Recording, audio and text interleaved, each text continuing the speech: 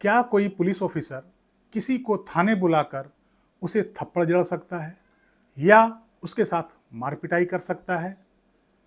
इसी तरह का केस का एक जजमेंट आया है। यह जजमेंट केरला हाई कोर्ट का है और आज का चर्चा का विषय हमारा यही है। नमस्कार, कैसे हैं आप लोग? उम्मीद करता हूं कि आप लोग अच्छे होंगे। केस का टाइटल है CS Raju versus state of Kerala.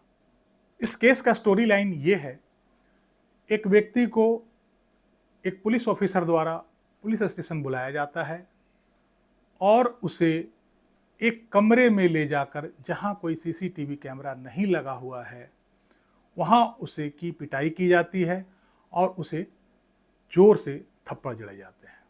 इसके बाद वह व्यक्ति थाने से निकलकर सीधे हॉस्पिटल जाता है, वहां अपनी मेडिकल रिपोर्ट बनवाता है। उस रिपोर्ट के आधार पर मजिस्ट्रेट कोर्ट में उस पुलिस ऑफिसर के खिलाफ एक कंप्लेंट दाखिल करता है। मजिस्ट्रेट ने सारे एविडेंस को देखते हुए और मेडिकल रिपोर्ट को देखते हुए उस पुलिस ऑफिसर के खिलाफ मामला का संज्ञान लेते हुए IPC की धारा 323 और 341 के खिलाफ कंप्लेंट दर्ज कर लेता है और उस पुलिस ऑफिसर को सम्मन भेजा जाता है। इस ऑर्डर के खिलाफ उस पुलिस ऑफिसर ने केरला हाई कोर्ट में एक याचिका दायर करता है। याचिका में यह कहता है कि किसी भी पुलिस ऑफिसर के खिलाफ क्रिमिनल मुकदमा डालने से पहले उसे सरकार से परमिशन लेने की जरूरत है, जिसके बिना वो किसी भी पुलिस ऑफिसर के खिलाफ क्रिमिनल मुकदमा नहीं डाल सकता है। चूंकि कंप्लेनेंट ने सरकार से ऐसा कोई परमिशन नहीं लिया गया, इसलिए यह केस हमारे खिलाफ बनता नहीं है। CRPC की धारा 197 सभी पुलिस ऑफिसर को यह सुरक्षा प्रदान करती है और इसी के तहत कोई भी क्रिमिनल मुकदमा डालने से पहले सरकार से परमिशन लेना जरूरी होता है।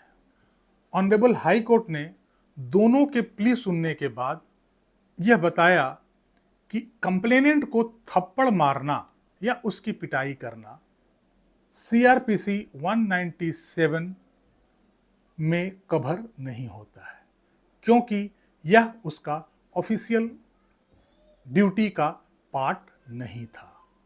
उसकी मार पिटाई करना उसका ऑफिशियल ड्यूटी का पार्ट नहीं था, तो 197 का प्रोटेक्शन ऐसे पुलिस ऑफिसर को इस कार्य के लिए नहीं मिल सकता है।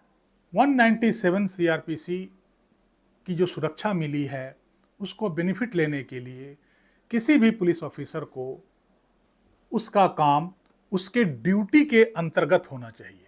यदि वो ड्यूटी से बाहर ऐसा कोई कार्य करता है तो यह 197 CRPC में कवर नहीं होगा।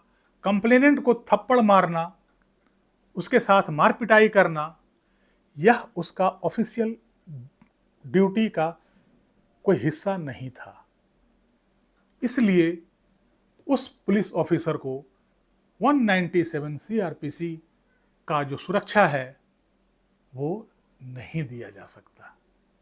197 CRPC की सुरक्षा का बेनिफिट लेने के लिए कोई भी पब्लिक ऑफिसर को ये प्रूफ करना होगा कि यह कार्य उसके ऑफिशियल ड्यूटी के अंतर्गत था या ऐसा कार्य था कि यदि वो ये कार्य नहीं करता तो उसका ऑफिशियल ड्यूटी परफॉर्म नहीं होता, और उसके लिए यह जरूरी बन गया था कि वो ऐसा कदम उठाए, और केवल इसी कंडीशन में उसे CRPC 197 का बेनिफिट मिल सकता है।